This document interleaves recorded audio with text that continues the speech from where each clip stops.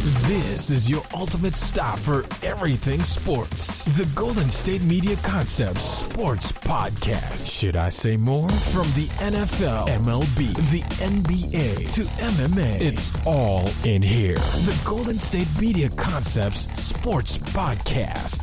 Listen now.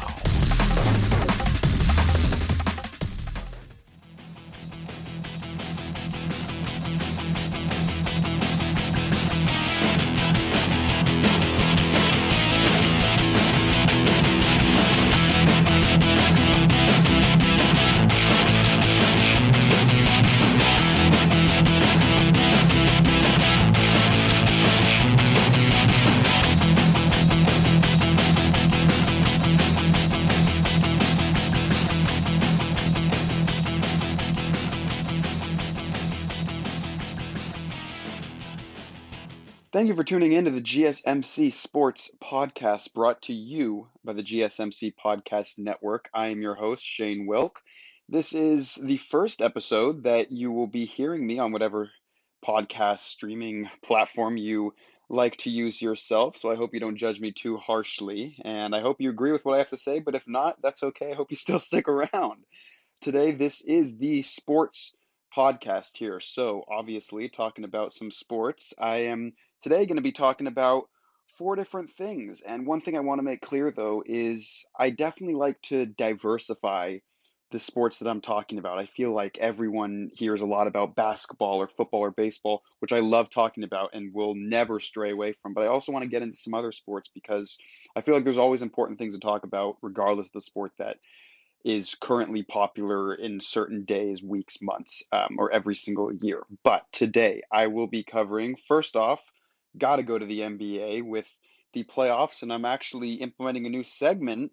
This doesn't just apply for the NBA, though, worries and wonders. So I'll be giving my take on certain worries that I have this playoffs and also some wonders, teams or players included, this playoffs as well. Next up, going to be talking about soccer. The Champions League just finished off, just as well as all league play. So I'll be giving my take on a roundup of those competitions. And after that, I'll be talking about some upcoming sporting events, and that includes everything. So I'll be giving my take on a few things upcoming, whether it's boxing, tennis, we will see. And finally, I'm going to be going into different sports bets, wacky sports bets, or bets that I like, because I feel like sports betting is growing and growing, and every single state tries to pass different laws to legalize it in their state. And I feel like everyone is on the train right now of sports betting.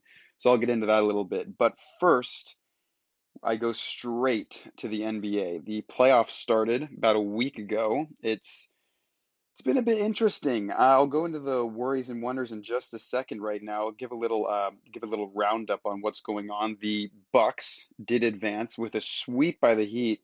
Oof. It, watching the Heat perform that way after what just happened in the bubble less than a year ago was really disappointing. No, not shying away from any credit from the Bucks because they had a great series, and it was great to see Giannis have some more help when it comes to scoring the ball. Middleton finally stepped up. Brook Lopez had a good series as well. But the Heat, Butler was just off. Hero was off. Robinson's purpose on this team, Duncan Robinson, is to come in and make threes, but not, score 30 a game, because that's not what he's there for. It's more to just provide some sort of a momentum change. That did not happen at all. He had a great first game. That did not happen at all. Bam Adebayo, poor series. Dragic, honestly, the only player I felt that didn't have a poor series was Iguodala, and he's not that instrumental to the way that the Heat play. So, unfortunate ending for Miami, but things definitely looking up for the Bucks. As of right now, when I'm recording this, no other series is finished. There is a chance that the 76ers will put the Wizards to bed today. But other than that, every series is still going on. The Jazz and the Grizzlies, although it's 2-1, doesn't really seem like the Grizzlies hold a candle to the Jazz. Trailblazers and Nuggets locked in a 2-2 battle. That has Game 7 written all over it. Mavericks and Clippers, hard to exactly say how hard to exactly say how I feel about that because it is 2-2 in the series, but something about it doesn't feel even. It almost seems like the first two games the Clippers were gaining traction rather than the Mavericks going for a sweep or a gentleman's sweep. So it's tough to say. I would put money on the Clippers in this one just because Porzingis has not stepped up. Mavericks are not hitting threes the way that they need to be able to even stay in games, let alone win them. And other than that, of course, the Lakers and Suns, one of the best series in this playoffs. Hard fought. Every game is so physical. Davis is out for game five. That is going to be crucial for guys like Schroeder, guys like Matthews, who really need to step up and start hitting their shots because LeBron is having a great series, but there's only so much LeBron can do, as the past couple finals he was in before the Lakers showed. Moving on to the Eastern Conference, though, uh, not as good as the West, which is what a lot of people said throughout the regular season. Nets look like they got a pretty good hold on the Celtics, up 3-1. Hawks don't look like they have that.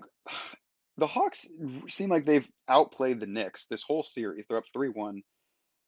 But it's something about I just feel like the Knicks are just not close to out of this yet. It's kind of a gut feeling on my part, but I don't know. It seems like the playoffs are a little more fun when the Knicks are involved. Maybe that's just me. Seems like basketball is a little more fun when the Knicks are good. When the Knicks are bad, I don't know. There's a feeling to it. But other than that, the Eastern Conference just a little bit more low key. But going into the segment that I had teased about 5 minutes ago, worries and wonders. This is basically where I'll give my take on what worries I have, what teams I'm worried about, whether it's now or for the playoffs, what players I could be worried about, or what wonders, basically, who I think has even a better chance than they did coming into the playoffs, or what players have really shined, in my opinion. So I'll start with the Eastern Conference and I'll end off with the West. Going into some worries I have, just based off this first round, I'm not going to go into the Heat at all because they're already eliminated. I'm not going to go into the Celtics or Wizards really, just because I feel like that series is almost put to bed. Some worries I have definitely have to do with the Knicks. They are down 3-1. We saw a 3-1 comeback last year with the Nuggets and the Clippers. So it's nowhere near what a 3-1 used to be before even the Warriors blew that 3-1 lead to the Cavs. But the Knicks, it seems like my worry isn't just with the Knicks, it's with some of their players. Julius Randle had a phenomenal season, was an all-star, won most improved. But what has happened this postseason? It's it's like he it's like he flipped off a switch. You hear about players that come into the playoffs and shine and make a name for themselves, like Jamal Murray did last year. It's like Julius Randle flipped off the switch, and now he's just, a little bit what he was when he was on the Lakers in his earlier years. So that's where I feel like Barrett isn't showing up to his full potential. Quickly has been very quiet. Derrick Rose has been good, luckily for the Knicks. But even the one game the Knicks won, it was not a good performance. So again, the Knicks weren't even expected to really make the playoffs this year. Young team still coming together, new coach. So the fact that they're a 4 seed in itself is successful this year. But a little bit worried for game five. And even if they come back this series, worried about what could happen versus the Sixers. A wonder that has really shocked me is on the other side, the Hawks. The Hawks are playing the Knicks, but the Hawks are playing great basketball. They're making the extra pass every time they need to. Trae Young is on another planet right now, the way he's playing. And everyone's stepping up in the way that you would need them to in a playoff series. The Hawks are doing what you need to do to make a deep run in the playoffs. Just like last year, the Heat may have been a lower seed coming in. I believe they were the fifth seed or the fifth seed, I think. But they were doing exactly what had to be done to make a deep run. Everyone was playing together. It helps that Hero was shooting the ball phenomenally, excuse me. But the Heat were doing what they needed to do to get to the finals and face the Lakers. They couldn't exactly finish the job, but that's besides the point. The Hawks, the Hawks are doing exactly what they need to do, and that's why I'm calling them more of a wonder because they're doing what needs to be done to have a chance against the Sixers, barring the Sixers complete the sweep today or finish off the Wizards in the series. Another wonder I have is the Bucks, and I'm not going to slander the Heat too much on this part, but the Bucks, it's different this time around than it was the past couple years. I feel like Giannis does not have the pressure that he had on him the past couple years by being an MVP. So he's got to perform. He's got to put up 30 and 15 every single game, carry the Bucks on his back to the finals because they're the one seed, or the Bucks are the one seed. They have all these responsibilities, no time for mistakes. The Bucks are a three seed. They they've been a little bit under the radar, but that's not a bad thing. And everyone, unfortunately, DiVincenzo is out for the playoffs. That is a big blow to the Bucks. But the Bucks, every player is playing not to the maybe the greatest of their ability, but they're doing what needs to be done to get wins, which is why they beat the Heat 4 out of 4 times. Giannis doing what he needs to do for the team to win. He's scoring when he has to. He's getting rebounds. He's facilitating the ball. He's doing what needs to be done. Middleton doesn't have this massive pressure to be scoring just like Giannis and putting up 30 as well. He's doing what he needs to do to get teams to win. And then you have guys like Lopez, had guys like DiVincenzo, guys on the Bucks that are now stepping up into the role that they've been prepping for this whole season. And that's really what a good playoff team does. And who they'll play next, which is probably the Nets, is who exactly I will go into. And this may be a hot take, but I'm going to give them a worry status. I think the Nets are still title favorites. I don't have any doubt about that in my mind. My worry comes in the defensive side of the ball. I don't think the Nets have any problem scoring. In fact, the Nets, I think their big three, Kyrie, Harden, and Durant, put up 101 points together last night, which is just unbelievable. The rest of the team, I think, only scored 40 points. If that's how the Nets are going to win games, then by all means, win games that way. But their defense is not anything to show for. I don't think if they've played good defense against the Celtics, that's anything to brag about. Celtics are a 500 team, under 500 now if you count playoff games. So it the problem I think with the Nets is if you have, and again, just to be clear, the Nets are not exactly a deep team. They don't exactly play a lot of players every game. I think it was about 8 players last game. If you have a guy like Harden, or maybe I won't use Harden, I'll say Kyrie. If you have a guy like Kyrie that is having a poor shooting night, and maybe Durant isn't going to score 30, he'll score 20. You need other guys to step up. I don't know what Blake Griffin is averaging this postseason, but it can't be more than 2 points a game. Joe Harris has been a little iffy. It's kind of a flip of a coin whether he's going to have a good game or not. And they have Shamit. There's not much help if the Nets are struggling on offense, and I still think their defense is a huge weak point in their game. Because let's say they come up against a team like, well, I'll use the Bucks right now, with a couple of great defenders in the post, and you've got some good defenders, up top, but with a team that really strives to put the ball in the hoop from the paint, the Nets are going to struggle a little bit when it comes to that. And you have good defenders to defend the Nets. More what I'm saying is, and even like the Lakers, a defensive minded team with guys like LeBron and AD, it's a tough situation that they're in because they have these great scorers, yet there's so much pressure to be on every night because of the lack of help otherwise. And defense, I still think could be a weak point, especially in the playoffs when defense starts to intensify.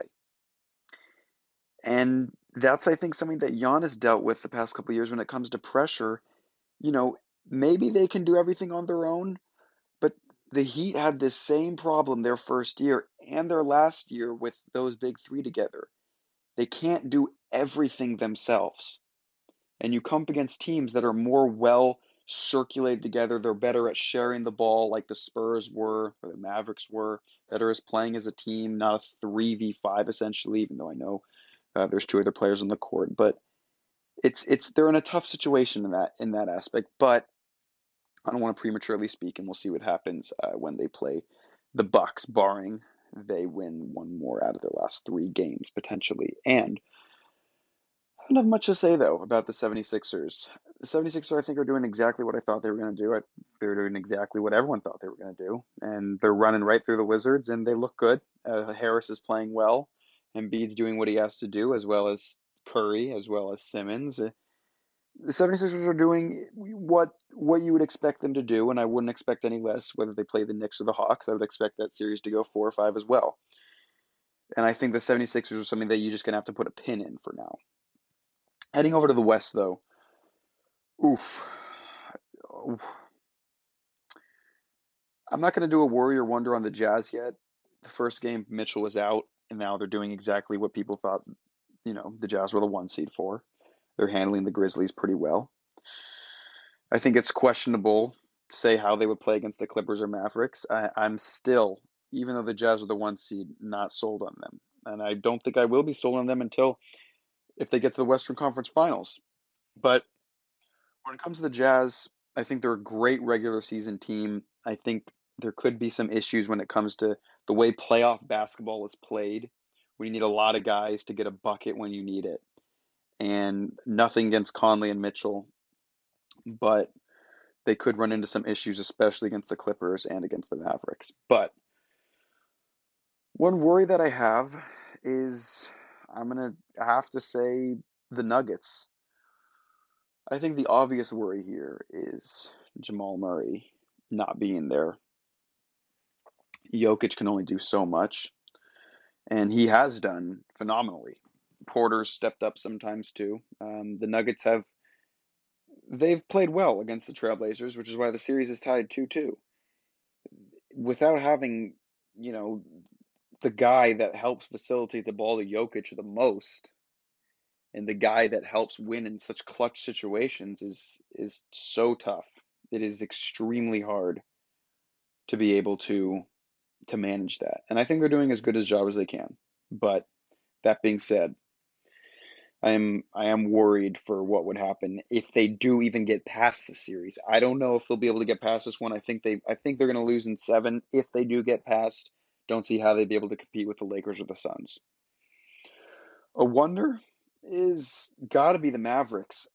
I am a little bit worried about how this series could go based on the way the tides just completely changed the past couple games in Dallas, plus with Luka's nerve issue and his neck. There's a little worry there, but the way that they performed in the first couple games was great.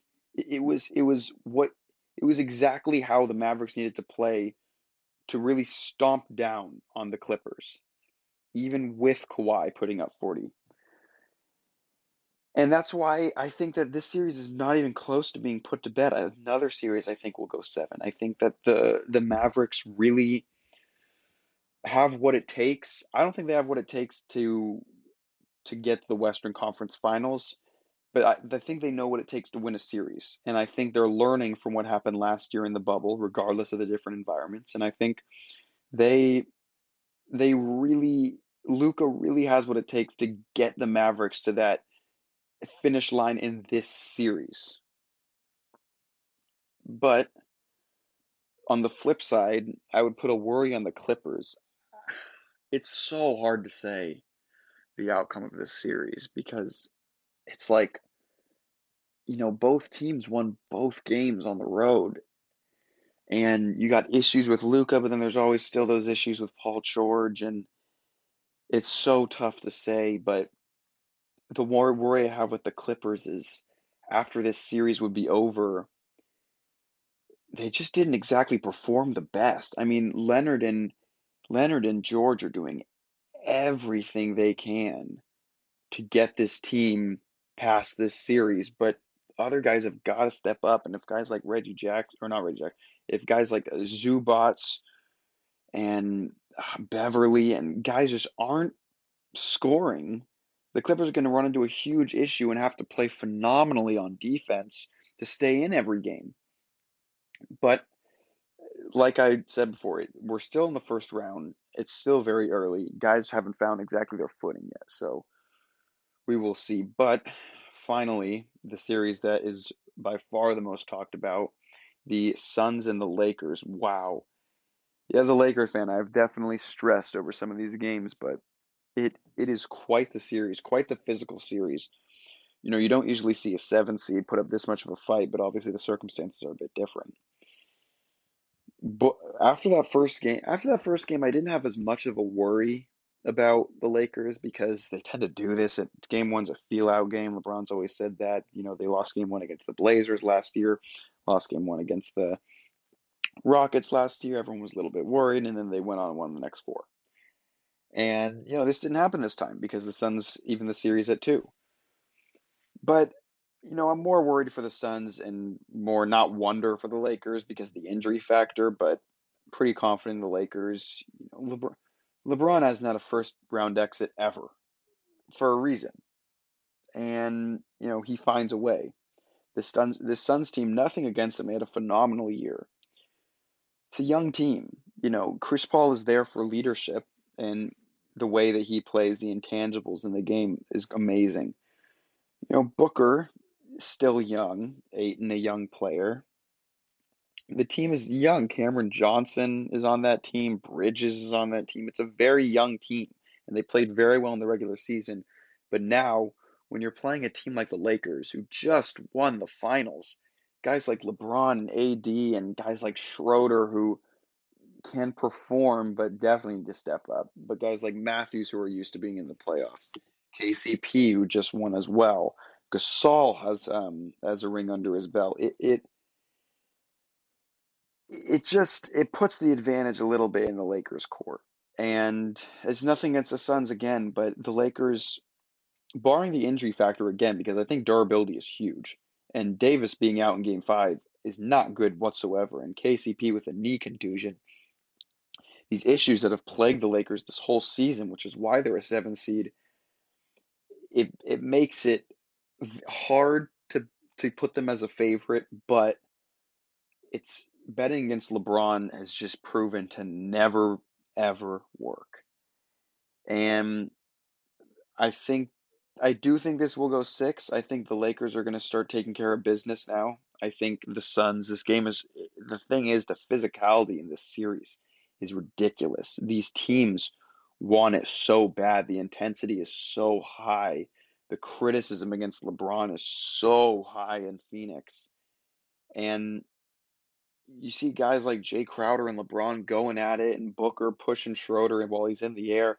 Tensions are high, emotions are high, and this is why this series is so intriguing to watch. But the way the series has gone, the games that the Suns have won, AD came out in Game 4. Game 1 was a feel-out game. The games that the Lakers were there and present, it seemed like they handled them in Game 2 and 3.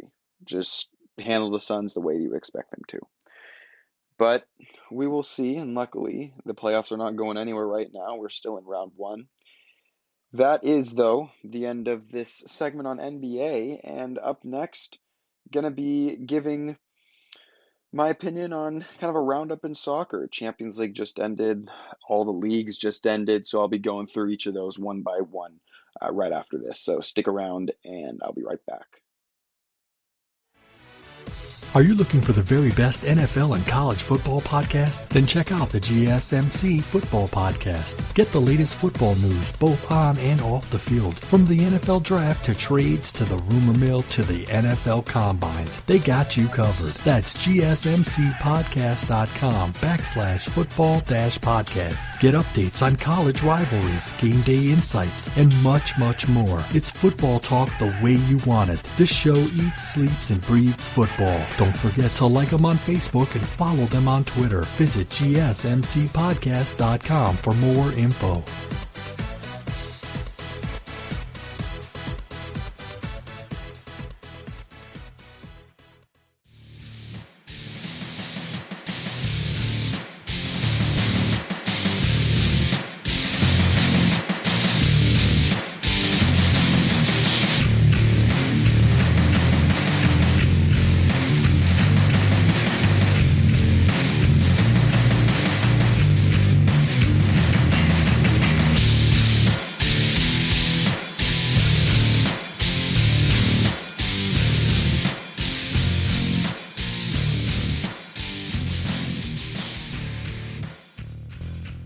Hello, everybody. Welcome back to the GSMC Podcast Network, the sports podcast hosted by Shane Wilk, yours truly. We just spoke a little bit about the NBA playoffs, some worries and wonders I had for currently and for the rest of the playoffs.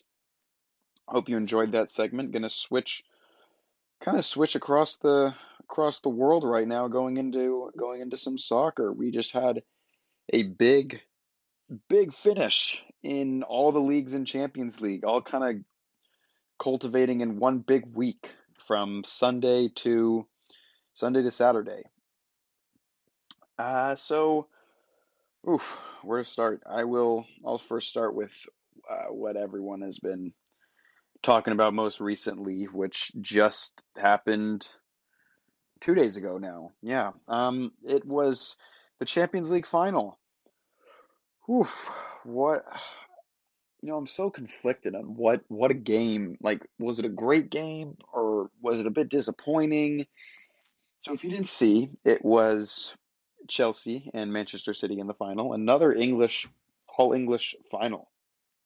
Seems like it's happening a lot recently. I'm a bit surprised though. I'm big Premier League fan. Nothing against Premier League teams, but got these juggernauts like Bayern Munich and PSG and Real Madrid, Barcelona, just failing to failing to make it. But that being said, Bayern Munich and PSG both had their Champions League final appearance last year. But yeah, so if you were not following, Chelsea won that game 1-0. Quite an upset. Chelsea were big underdogs in that game, but they had a beautiful performance. And that being said, excuse me, Manchester City had kind of an abysmal performance. Um, You know, I was watching that game with my friend. He's a big Chelsea fan. Everyone there was kind of rooting for Chelsea. I'm a big Manchester United fan. So, you know, obviously I would root against Manchester City, but my friend and I both have not, since we've been a fan of our teams, we haven't exactly seen a Champions League victory from both of our clubs. And I did not want him to get that first. So I was kind of rooting against Chelsea and for Manchester City. So it was a lose-lose for me. Either way it was a loss. But that's just for me.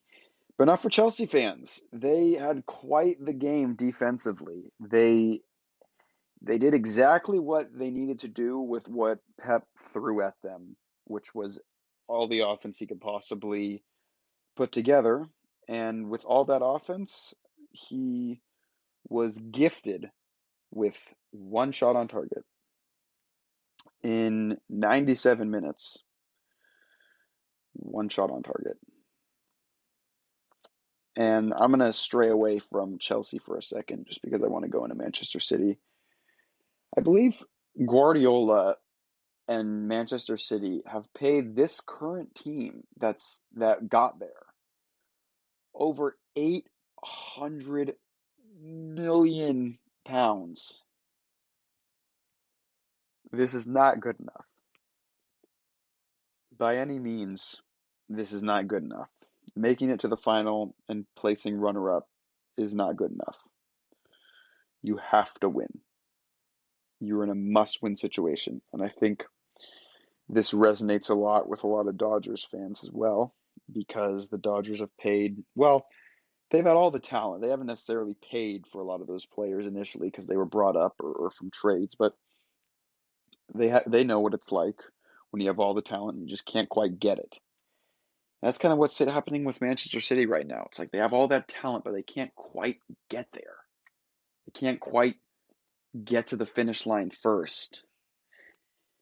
And I think this was by far their best chance. I think it could be the best chance they're going to have in a while. But I got to put a lot of blame on Guardiola here. That lineup was so flawed. There was so much attacking in the midfield and up front. There was no balance. And not just that, you had guys that were so instrumental to your season this year on the bench for the game. Guys like Rodri started 33 games this season for them.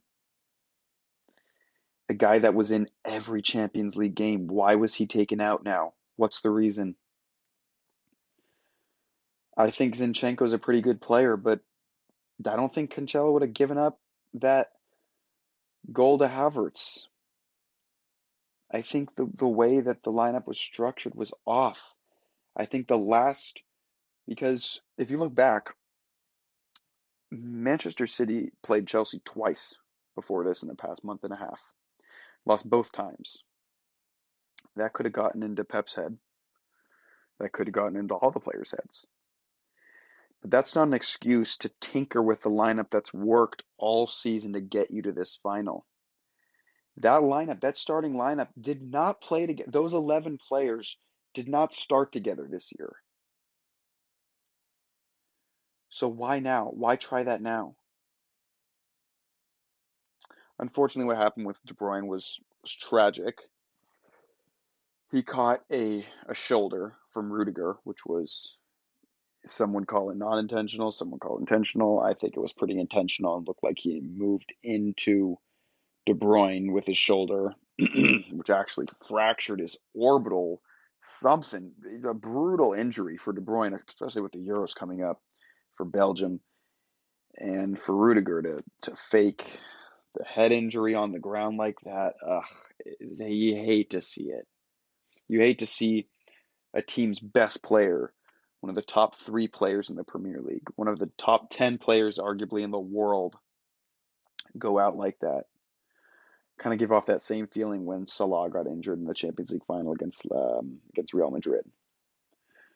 But with that being said, why tinker with the lineup that way? I don't know.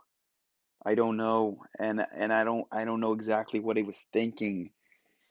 But you just it's always hard to understand, and you always want to be in their shoes and understand why they did that, but you can't quite do that. You just have to see, this is what City's going with. They're going to try and throw everything they have at Chelsea, but Chelsea was prepared for it. And Tuchel got his side as good as they could be when he took over. They were struggling under Lampard, 9th in the Premier League, and he just took them right up to the top 4 and gave them a Champions League final as well. And Chelsea, all credit to them, a masterful defensive game, just like against Real Madrid. Real Madrid, just like City, threw everything at Chelsea, and Chelsea stood tall without Silva for most of that game.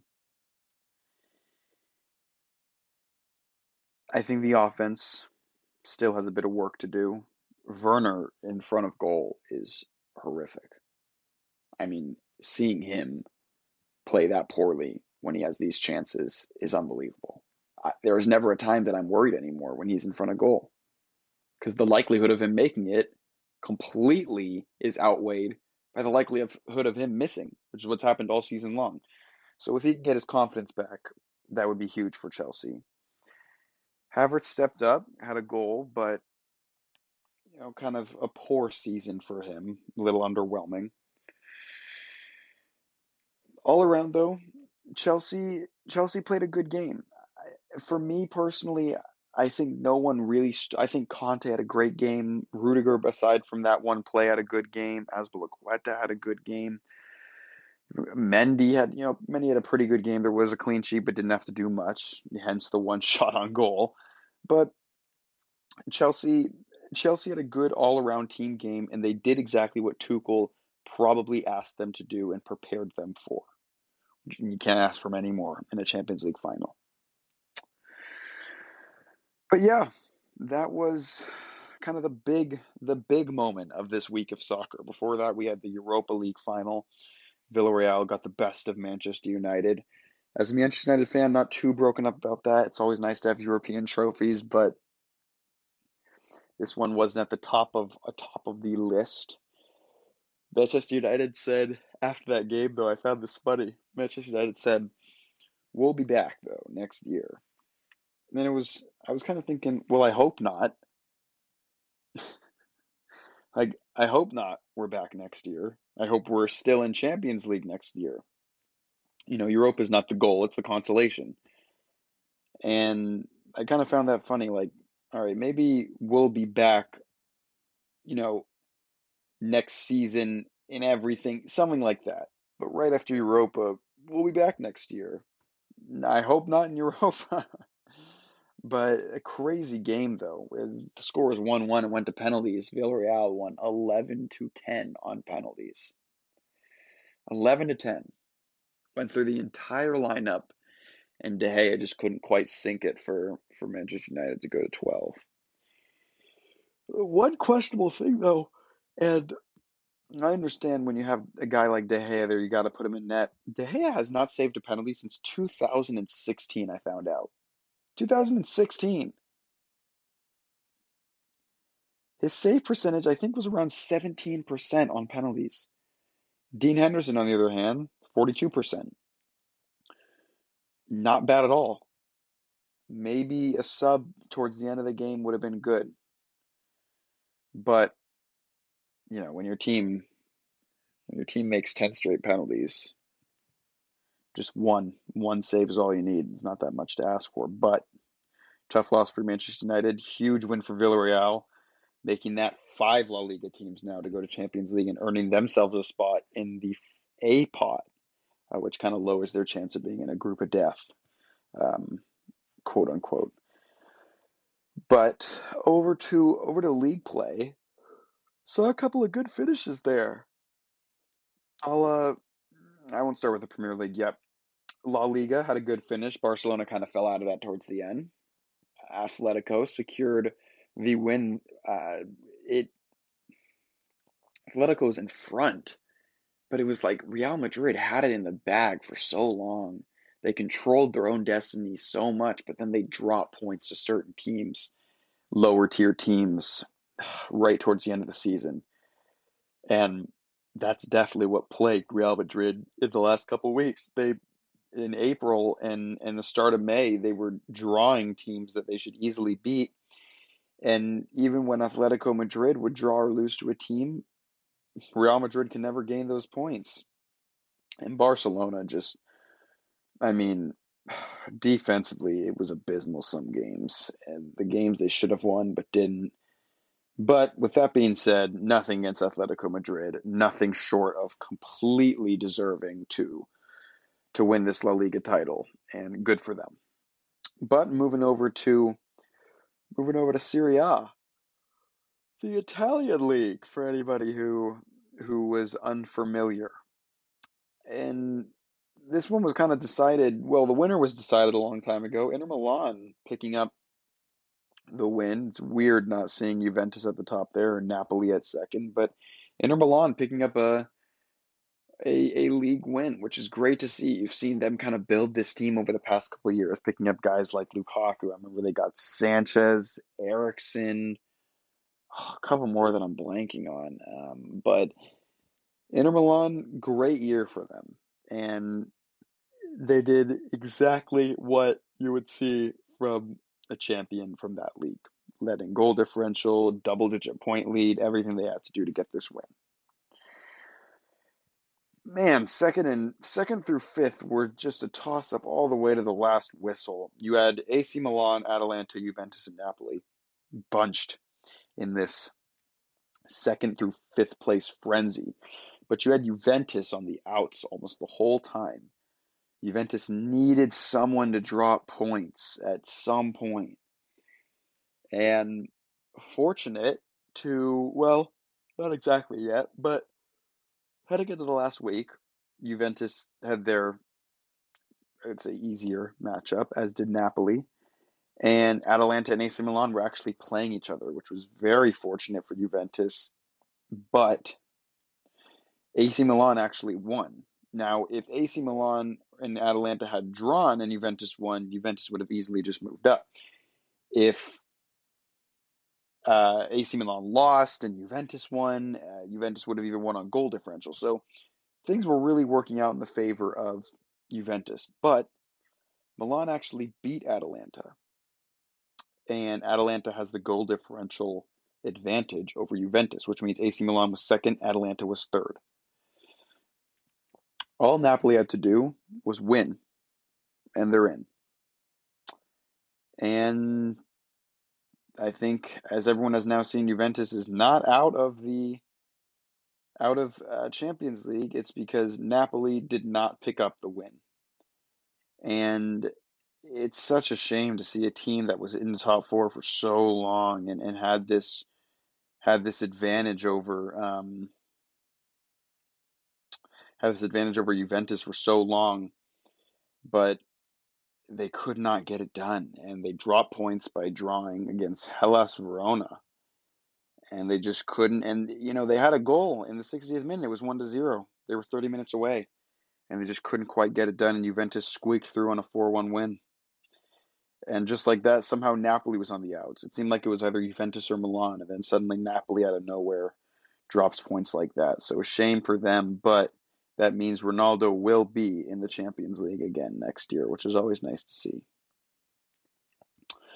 So we've covered Italy, we've covered Spain. I think maybe we'll make our way over to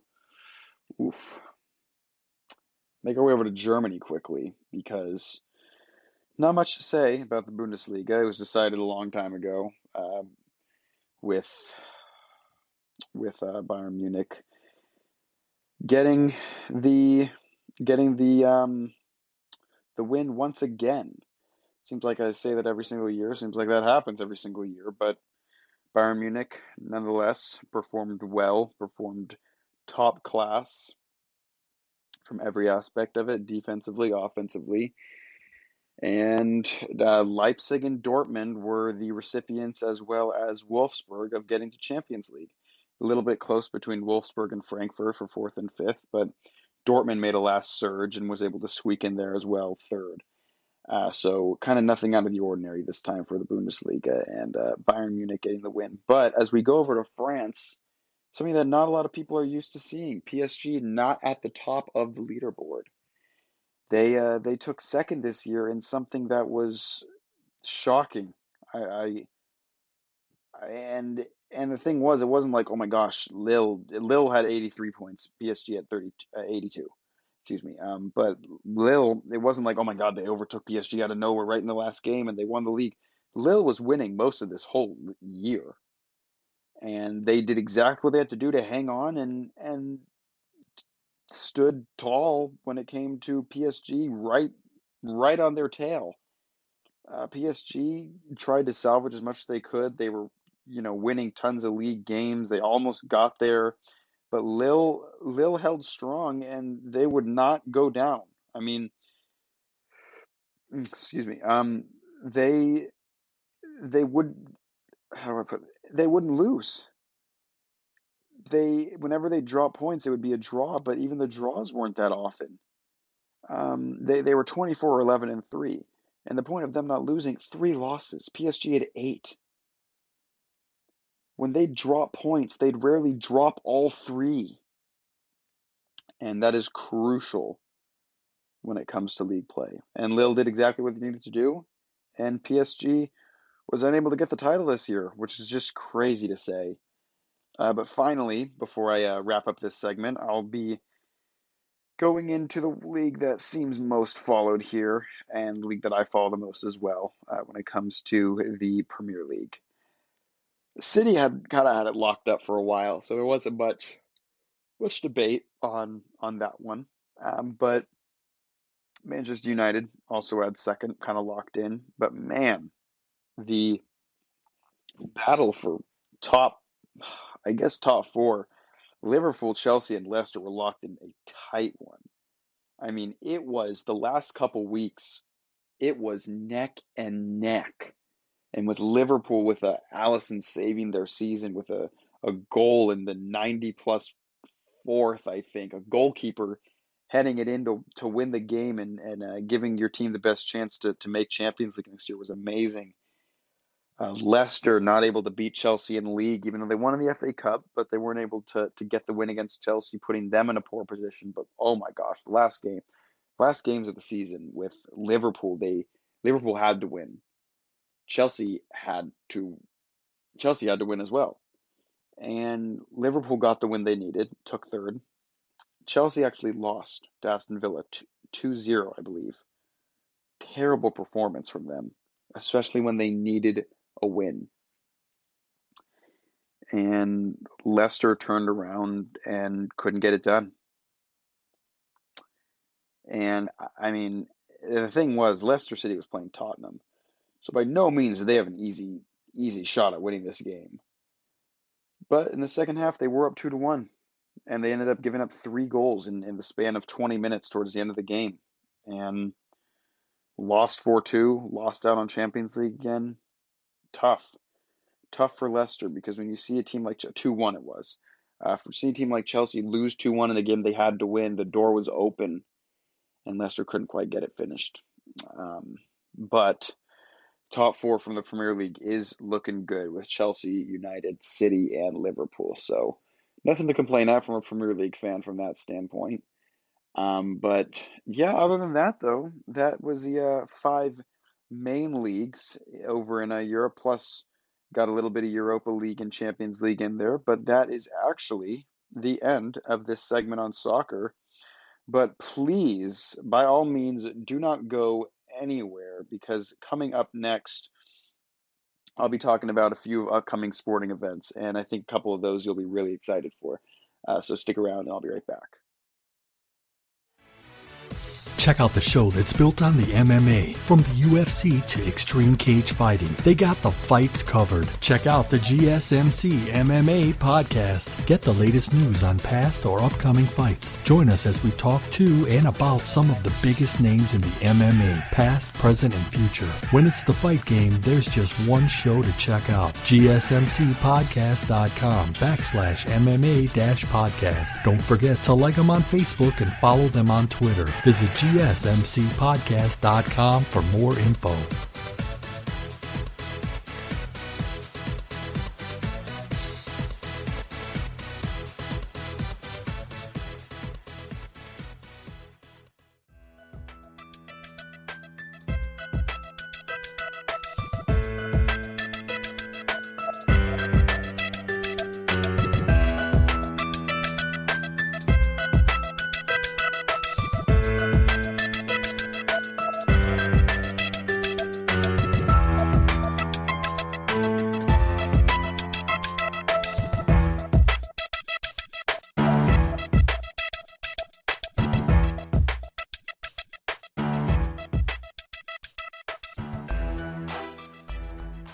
Hello, and welcome back to the GSMC Sports Podcast, brought to you by the GSMC Podcast Network.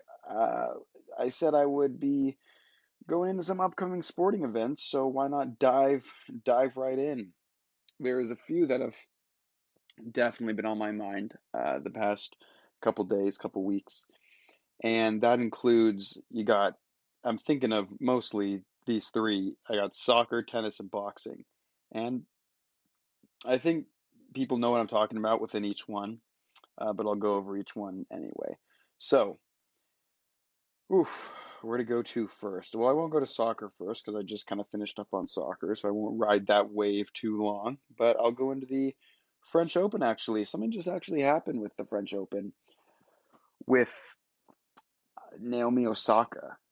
And any tennis fans, I think people more than tennis fans, or people that aren't exactly tennis fans, know who she is. She's won a couple Grand Slams. Debatably probably the best women's player right now. And a bit of an interesting situation with her. She was, signed up and everything to play in the French Open, but she said she wasn't going to participate in anything having to do with the media, any press conferences or reporters or anything like that. She wasn't going to participate. Now, if you're the French Open, how do you respond to that? You need the press to kind of get more publicity and bring more people to the sport. So they hit her with a $15,000 fine the other day, and I think that's exactly what Osaka was expecting. But just actually a couple hours ago, she withdrew completely from from the French Open. She said she didn't want to take away from the any other players, didn't want to take away from the event. She said the reason that she didn't want to deal with the press was it would give her anxiety, it would make her rethink, it would make her feel worse about her game, it wouldn't impact her in a healthy way. So now, debatably the favorite, is no longer in the French Open for the women's singles championship. Now, I have a couple thoughts on this. It's tough because what Nadal said as well, who's kind of the king of the clay, was he's going to keep doing the press, and a lot of tennis players still will, most will, because it's good for the sport. It helps reach audiences more. It helps get the word out more. It helps the sport. And I have nothing wrong with that, and I think he's completely right in what he's saying. It does help the sport. It's huge for the sport. But there are a lot of instances when I'll hear press conferences and hear what reporters are saying. And it's like, what are you saying? Like you're telling these athletes or asking these questions that everyone knows the answer to, and it's questions that do no good for anybody, especially the athlete. Because one thing to always take into, and I'll give an example on a question in a second. One thing to take into account is these athletes aren't robots. They're as human as anybody else. Naomi Osaka is as human as LeBron James, who is as human as Joe Biden. I mean, I'm spitballing right now, but the point is, we're all human, and sometimes reporters will ask questions to somebody like Osaka that will make them rethink their game, give them anxiety about their game, and throw them off. I remember there was I can't remember who, but there was a press conference when, God, I'm blanking on the name, but basically he got out rebounded by a player that people would say is not close to his skill level. And the reporter said, "Why'd you get out rebounded that game?" What in the world is he supposed to say? What can he say to that? He just was like, "Oh, because the guy I was matched up against, he worked harder than me, he practiced harder than me, and he played harder than I did, and he got the ball more than I did." No. And players, how are they supposed to respond to something like that? And it's almost kind of beating down on the bad performance that they already knew they had. Going back to the Lakers, Anthony Davis knew he had a poor performance in game one of that series against the Suns. He knew, which is why LeBron said he practiced harder than anybody the next couple days and came out and dropped a double-double in game 2 and 3 with over 30 points. They know. Athletes know when they don't play well, excuse me. And as to that, if I can go a little further, athletes know when they play poor, even when they win. When Osaka wins games, I'm sure she thinks she didn't play the best. And when reporters sometimes emphasize that fact, it really can get into the heads of players. And I think there's two sides to this because one thing is, all right, Osaka, you can't just never talk to the press. How about the other side of this? Maybe the press adapts more and changes the way they formulate their questions. And maybe they change the way that they ask their questions. It comes from both sides. This isn't a one-way thing. But other than that, because that's kind of been the main story, the French Open just started, and I'd call that an upcoming sporting event. But when it comes to, I would have said Osaka, but you know, I gotta go Nadal in men's singles. I mean, that man can do no wrong on the clay. That that dude is beyond king of the clay. I mean, he just doesn't lose. It's incredible to see. I think Djokovic has a great shot. I think, you can never count Federer out. Dominica Thiem actually lost, which was an early exit for someone that was one of the best in the world. But Nadal is somebody that's like, come on. That man does no wrong on clay. When it comes to winning the singles championship, I think Ashley Barty is good. I thought Osaka was a good shot. Obviously, Serena Williams is still there. I'm going to put my money on Serena. I know she hasn't been able to quite get to the end recently, but I don't know. I think I think this might be the Grand Slam for her. But we'll have to see. I think once the French Open gets closer, I'll start covering it more in depth. But the thing with Osaka has definitely been at the forefront of the news. I'll move back over to soccer though, and then finish off with some boxing. And after that, actually, the final segment on sports bets, I think will be the most fun of segments. And I'd love to hear if you're able to comment at all, your opinion on what I'll have to say as well. But over to soccer, upcoming event, none other than the Euros and Copa America. I'm going to focus more on the Euros, though, just because Copa America, um, just because I'll do one or the other. I'm not going to do both at the same time. Also, the Euros tends to be a little bit bigger. But so we got, the teams that you'd normally expect in the Euros, except for North Macedonia. I remember looking at the groups. I remember looking at them, and it was like, oh, everyone's here that's normally here. Here's Croatia, here's England, here's Belgium, here's Denmark, oh, Italy, Turkey. North Macedonia, who lost for them to get in? I don't know. I do not know, but man, what a wacky one there. But hey, props to them. Good for making it. And they're not particularly in the hardest group, arguably in the easiest group, in a group with Austria, Netherlands, and Ukraine. Netherlands is quite the talented team, but I don't have a doubt maybe North Macedonia can pick up second. Who knows? Austria is pretty good, so is Ukraine. But hey, if North Macedonia made it this, well, that's a mouthful. North Macedonia made it this far. Who knows? But I'll be going group by group, give some predictions on this, and yeah, we'll go from there. But I think it's two groups from two teams from each group that advance to the round of 16. Group A, we got Italy, Turkey, Switzerland, Wales.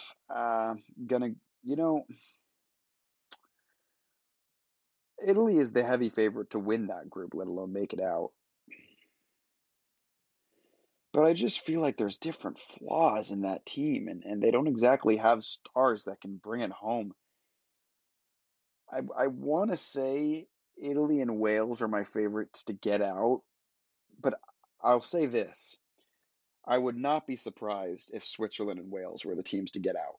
Not surprised at all if those two teams. The Euros never goes exactly according to plan. Germany didn't even get out of the group stage in the World Cup, and a very real chance that Italy may not be able to make it, but I think they'll be okay. With that being said, Turkey, Switzerland, and Wales are three challenging games. But over to Group B.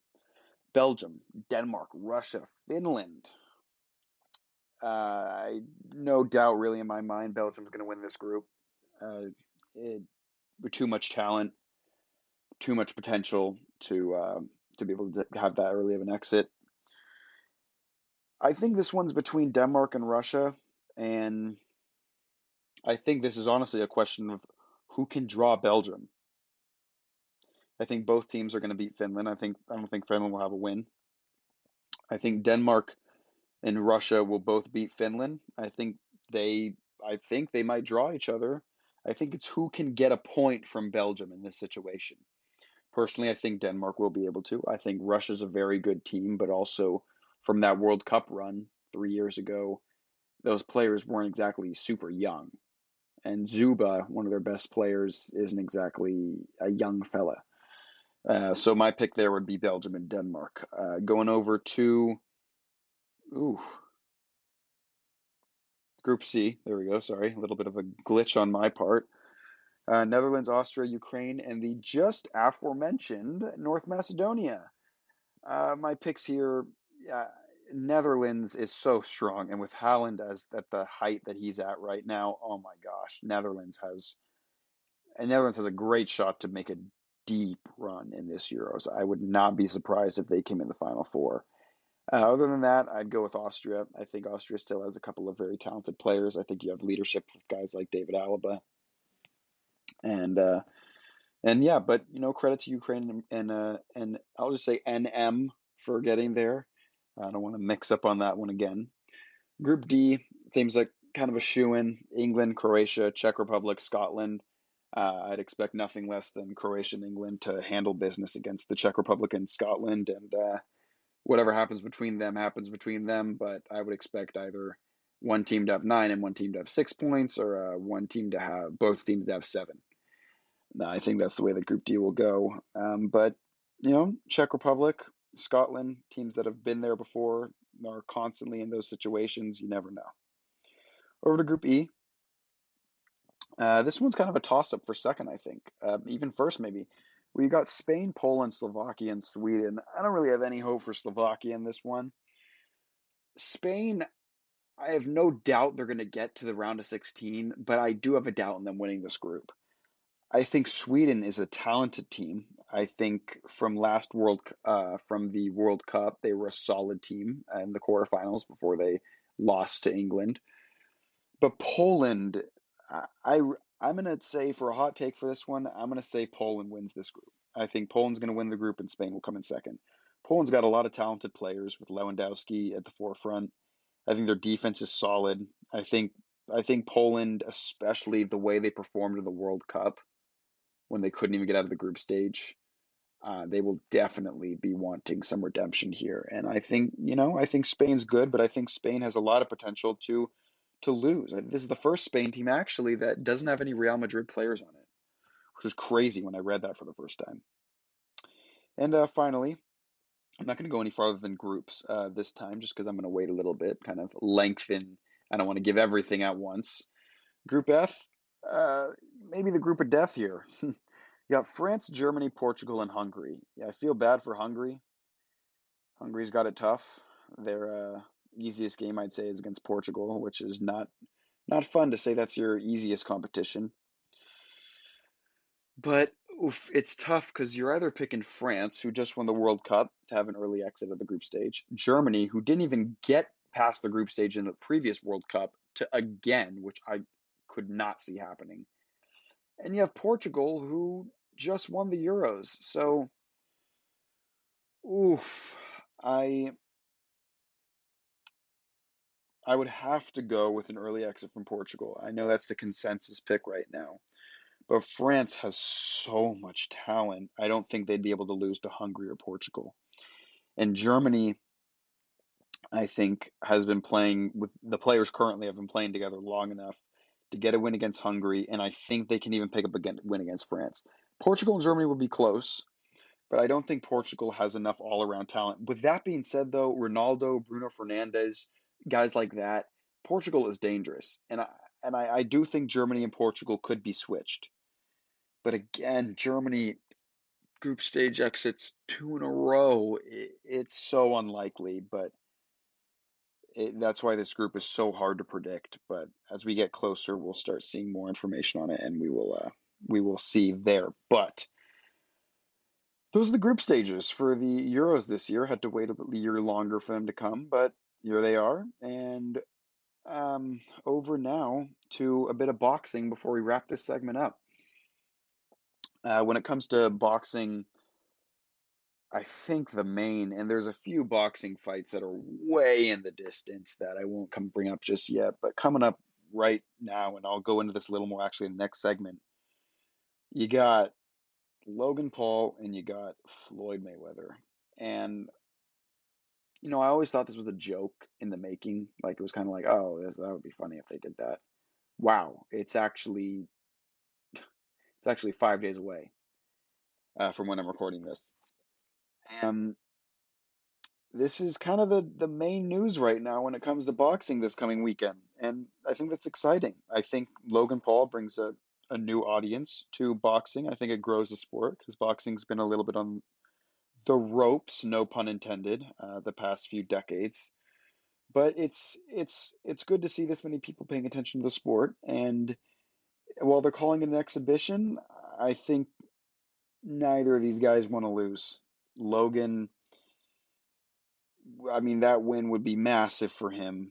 And Floyd does not want to lose his first fight ever to a YouTuber slash podcaster slash entertainer slash whatever you want to call it. Another upcoming boxing event. You got the YouTubers versus TikTokers event, headlining with Bryce Hall and Austin McBroom. Again, something that gets a lot of hate, and I do understand where that's coming from, but also boxing is a sport that needs a lot of attention right now to be able to grow. And this really helps grow the sport to a lot of different audiences. And they're taking it seriously. These YouTubers and TikTokers are going into camp, and for months on end, they're training as hard as they possibly can. That's all you can ask for someone that's getting into the ring. And there's loads of respect for someone who does get in the ring. But with that being said, there's a lot of hate that does come their way, and because they don't deserve this opportunity. This opportunity is in front of so many people. How could they deserve this over these boxers? And at the end of the day, they're entertainers, and they're looking to entertain, and this is a way to do it. But with that being said, that is the end of this segment on upcoming sporting events. I hope you enjoyed, and I hope you mark some stuff on your calendar for what you would like to watch in the future.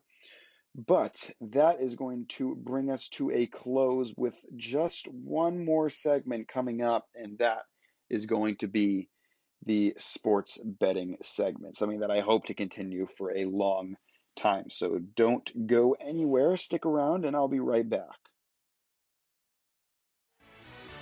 Are you looking for help for your fantasy football team? Check out the GSMC Fantasy Football Podcast. Get today's best advice on who to start, who to sit, even who you should draft. From sleeper picks to red hot lineups, they got it all covered for you. That's gsmcpodcast.com/fantasy-football-podcast. We'll cover traditional leagues, dynasty, PPR, even IDP leagues. When you need fantasy help, there's just one show to hit up. Don't forget to like them on Facebook and follow them on Twitter. Visit gsmcpodcast.com for more info.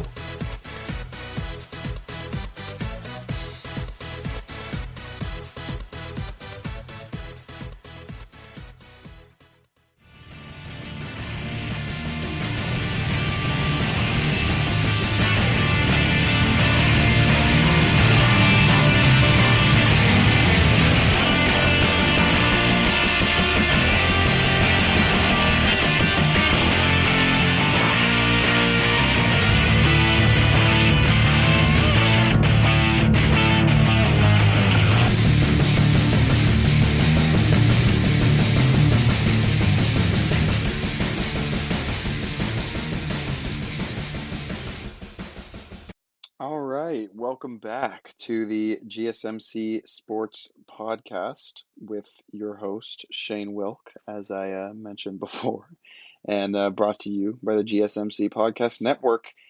And here we are, the last segment of this, I would say, very intriguing sports podcast. My first one coming out on the podcast network here, and one I hope you will enjoy very much. And here we are to the teased subject of sports bets, and one that I felt like was this has been probably the segment that I want to do the most, because there's nothing that there's always, right now at least, there's always sports to bet on. It's something that's growing more and more every single year. More states are trying to legalize it. And it's something that is growing among the population, and people that find that when they bet on sports, they're way more into it. They're more enthralled with the game. They love the game then. They're so passionate about it. And hey, I've done sports betting myself. It intensifies it to unlimited level. There was actually one time, and this is a funny story about sports bets. When I turned 18, I saw that you were allowed to sports bet online, so I was kind of tinkering with it a little bit. There's actually a couple things here. I was kind of tinkering with it a little bit, and there was one time when I was I started with a little money, I gained a lot, lost the whole thing. But like I had $10 and I put it in a parlay for college basketball, and it was a 5-team parlay, all even odds. So it was $10 to win like 300. It was huge. So of course I wake up at 9 a.m. to start watching the college basketball games that were earlier in that day, and I'm stressing about them because the amount of stress that hits you with a sports bet, the amount of stress that hits you when there's a chance to win money is unbelievable. So for about 3 games that were at 9 a.m., I was stressing about all of them. I was locked in at a triple screen on my monitor. I was watching every second, and I won them all. It's like, wow, this is going pretty well. And then I had 2 more games. There was one at both I think at 11 o'clock. One was, it was like Louisville and Virginia Tech, or something like that. Then I had UCLA versus Utah. I grew up a big UCLA fan. So I bet on, I think I bet on the over of the Louisville game, and then I bet on UCLA to win, which happened to be even. And when those 2 games were going on, the Louisville Virginia Tech game was so stressful because it was right on that over mark. Somehow when the over unders get released, it's like they're right on the mark. Like they guess it perfectly right, and it was right there. So I was really stressing. And the UCLA was up like 50-25 at half. It was like 60-29 at halftime. Something crazy like that. And I thought, oh my gosh, this is it. If this hits the over, I win. So I'm stressing about this Virginia Tech game, and I'm just watching, and it's still right on that mark. And the game goes to overtime, which basically sealed the deal that I won it. And I was jumping up and down in my room, and I was running around thinking, oh my God, I just won $300. It's amazing. And I quickly opened the ESPN app on my phone, and I see the UCLA Utah game is tied. A couple minutes to go. And I thought, boy, this is how it goes. The last leg of your parlay, the last possible game. Of course, they were up by 30 points and blew it. And it was just back and forth. And UCLA was up by 2 points. And there was a couple seconds left, and Utah threw the ball in and shot it from almost half court. Right as he shot the ball, I thought, oh, that's in. And it was in. And just like that, the 300 went to 0. And UCLA had blown, I think it was like a 30-point lead. So it was like 25 or something. And I didn't even know what to do. I mean, I could not believe out of all the games, it was that. But as everyone says, that's how it goes. That's how it is. And what I was saying earlier with sports betting and how intense it gets, it's because I am a diehard Lakers fan. And if I bet against them, I mean, it's almost like I'm rooting against them more than I am rooting for them. Like, it's not like, oh, the Lakers win, there's a silver lining. It's more like if the Lakers lose and I win, that's a huge silver lining for me. And it's just like the way that money impacts that. I think one time I was watching a Lakers game with my friend. I bet on the Lakers, but I also bet on a couple players on the other team to score a certain amount of points. And it was like I was rooting for the Lakers whenever they were on offense, but I was also rooting against the Lakers on defense and for these certain players to score. It was exhausting for my friend to hear. And I just thought it was hilarious. But that was kind of a wake-up call. It was like, all right, maybe let's cool down on some of these bets. But there's a lot of people that don't, which is why I am going into this subject as well. One thing that I think is sports bets that I've always liked, it's NFL win totals. I think those are great bets to make if you're one that likes to, bet on certain teams. They're bets that I think last all season long. I think you get your money's worth in them. You put $50 on, what was one of them? Browns have a 10 over under. So whether you think the Browns are going to win more than 10 games or less than 10 games, put $50 on them. It You could win 50, or lose your 50. But it's something that lasts all, I guess, 18 weeks now. And every week it's like you're rooting for this, and it's almost like $3 per week the way that the math works out. Maybe a little less than that. So it's a bet that's not like, oh, you could lose it all in one hour, or a couple hours. It's something that goes on for the whole season. It's something for you to pay attention to the whole time, which is why I think those types of bets are more worth it in that sense. But a couple of them that I was pretty interested in, a couple of them that I thought were good and some I thought weren't good. I think the Browns right now, it's at 10. I would definitely go over on that one. I think this is the Browns season to go like 12-5.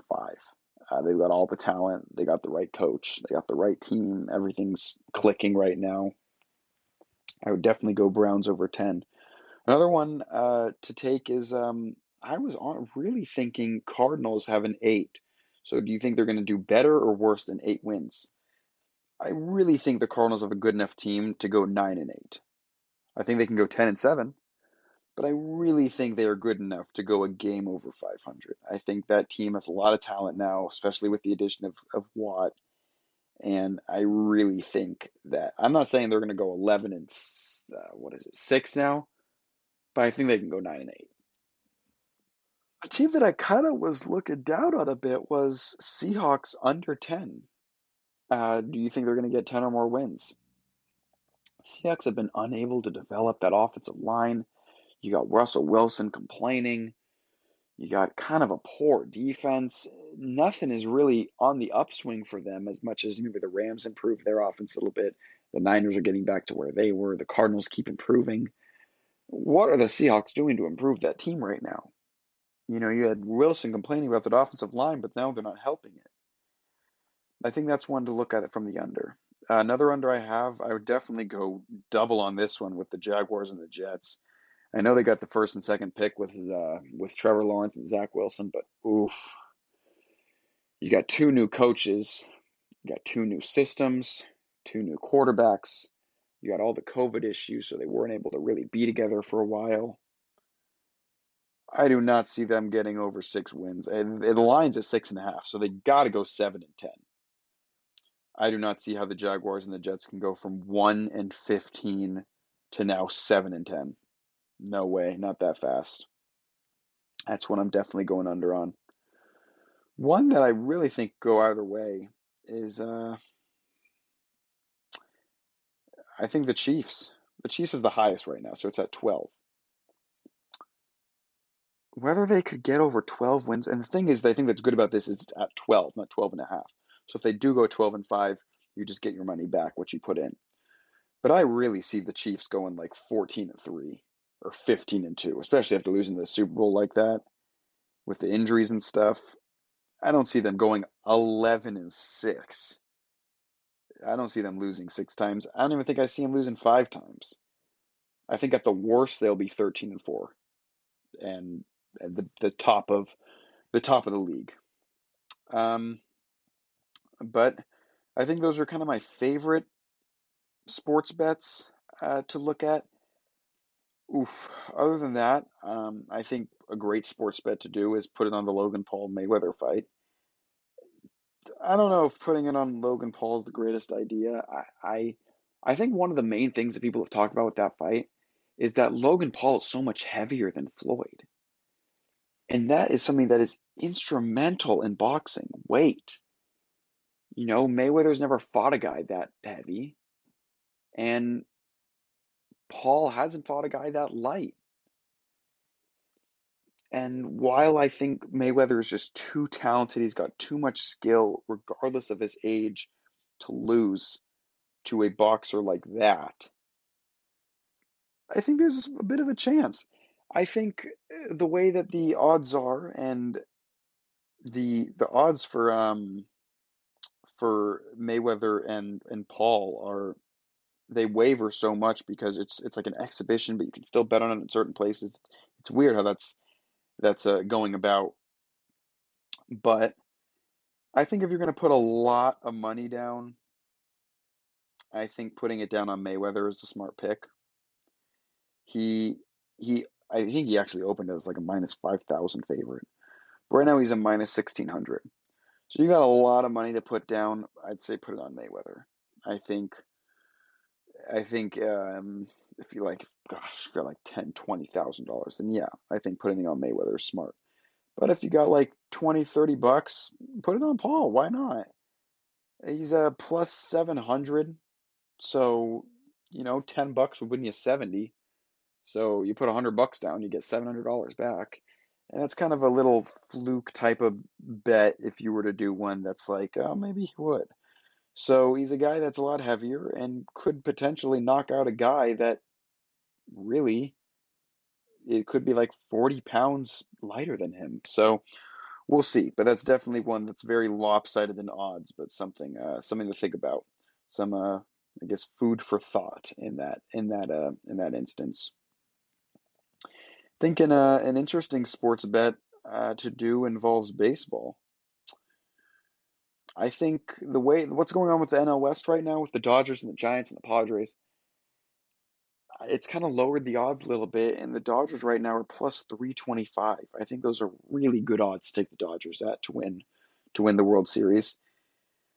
A couple of the World Series odds, you could really go with the Yankees this time around. I mean, plus 700 is big odds for a juggernaut like that because they're still finding their footing, so the odds are wavering a little bit. Other than that, you've got teams like you could even go A's at plus 2,000. A's are at the top of their division. You feel like maybe this time around they can finally get it done in the postseason or get past the first round. I think that's an interesting one. I think the Mets could even be an interesting one depending on how much they can progress this season. But I think those are a couple of interesting bets for the future. The one thing I like most about sports bets is ones that you get these future ones, they last a while. So you have time to root for that team and it's not like this one and done. With that being said though, I'll go over to a one and done and I'll go over to the NBA again. When it comes to the playoffs, you got the odds to win the finals. You got Nets at the best odds, Lakers falling behind, Bucks, Sixers. I think right now, I don't know if the Nets at plus 210. And when I'm saying plus 210, $100 wins you 210 when it's plus. And I'll stick with the pluses right now. Those aren't the greatest odds. And plus 210 is for a favorite is always nice to see, but you got teams behind them like the Lakers who are at plus 500 for the defending champs, who if they're healthy, and that's always what it's based off of, I think they're the favorite. I think plus 500 is a great bet to get them at. Another bet I think that's really good, in my opinion, is the Sixers at plus 600. I think the Sixers have the potential to beat the Nets. I think they have potential to beat the Bucks. I think they have the potential to get to the finals. I also think if the Lakers can't get healthy, they really have the potentials to not make it to the finals. And I think the Sixers can take any team in the West that isn't the Lakers um, in a series. And I really think 600 is good. Plus 600 is good value of whatever you'd be betting. Oof, there are some, man, there are some that I think you see a lot of sports bets. People will bet on this person's going to make this amount of 3-pointers in the game, or this person will hit this amount of hits in a certain game, or they'll parlay a couple together.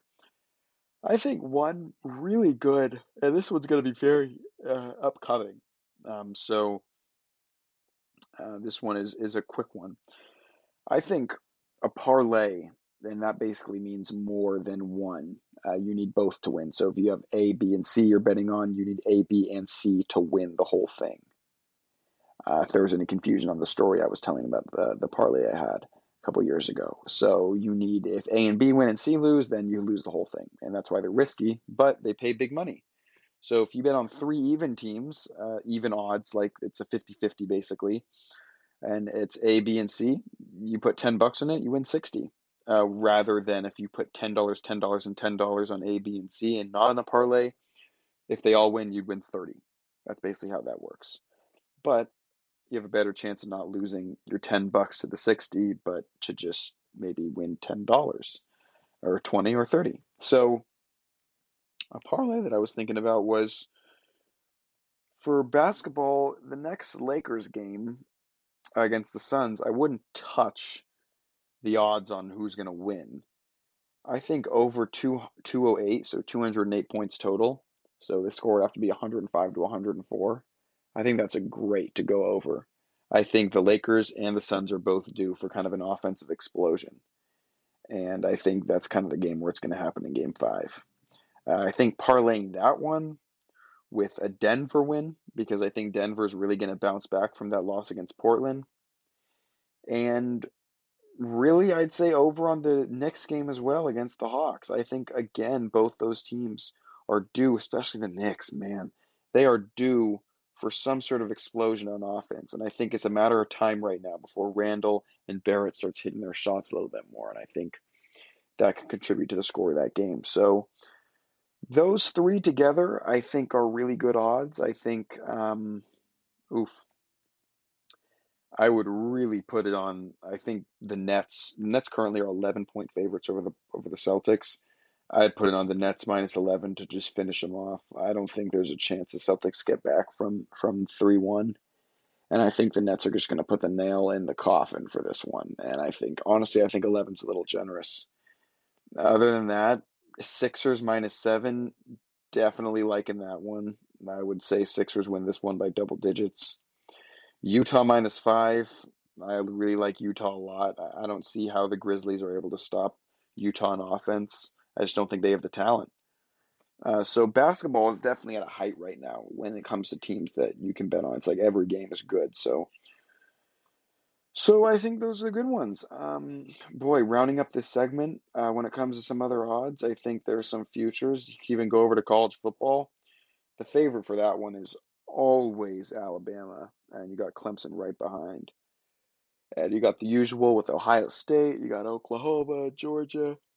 I think a good bet for this one, I think, is Oklahoma. I think they're also at plus 700, and I think Oklahoma's bound to make the playoff this time. They after just missing out on it after I think there weren't any Big 12 teams in it last playoff, if I'm not mistaken. And I think Oklahoma is bound to get to the playoff this year. They've got an experienced quarterback in Spencer Rattler, I think, and they got a good head coach in Lincoln Riley. And I think if the defense can step up, Oklahoma could make a run this time. They never were able to before in the playoff, but you never know. You really never know. And I think plus 700 is good odds at it. But of course, everyone loves to ride with Alabama, and plus 300 isn't terrible odds. I mean, winning 300 off of a $100 bet is not too shabby at all. But other than that, you can always go on VegasInsider.com. They've got all the odds of all different casinos and stuff.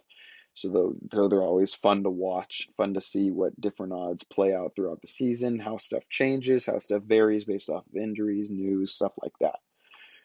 So it's interesting to see, but it's something that's growing more. And I think once there's more bets that start coming out, some more odds for some different fights coming out. I think the whole YouTuber TikToker odds have not been released yet, so I couldn't really go into that. But I went into the boxing fight that's most upcoming with Mayweather and Paul. But that is actually going to be it for the sports betting segment, and actually that is going to be it for this podcast. And it was very, very fun for me to get my first episode out here, and I hope you all really enjoyed it, and I hope you will enjoy me throughout the time that I will be hosting this sports podcast. And if you have any recommendations for any segments in the future, feel free to leave a nice review, subscribe to this podcast. But thank you so much for listening to the GSMC Sports Podcast, brought to you by none other than the GSMC Podcast Network. I'd like to ask that maybe you can remember to subscribe to the show. As I said before, a nice review. Follow us on Facebook, Twitter, Instagram at the GSMC Podcast Network. And maybe for the sports podcast, leave any ideas you have for any segments you want me to talk about. I am more than open to any suggestions. But that is going to be it. Thank you so much for listening. I hope you have a great rest of your day. And I will be back in just a couple days with another episode for you. So thank you. You've been listening to the Golden State Media Concepts Sports Podcast, part of the Golden State Media Concepts Podcast Network. You can find this show and others like it at www.gsmcpodcast.com. Download our podcast on iTunes, Stitcher, SoundCloud, and Google Play. Just type in GSMC to find all the shows from the Golden State Media Concepts Podcast Network, from movies to music, from sports to entertainment, and even weird news. You can also follow us on Twitter and on Facebook. Thank you, and we hope you have enjoyed today's program.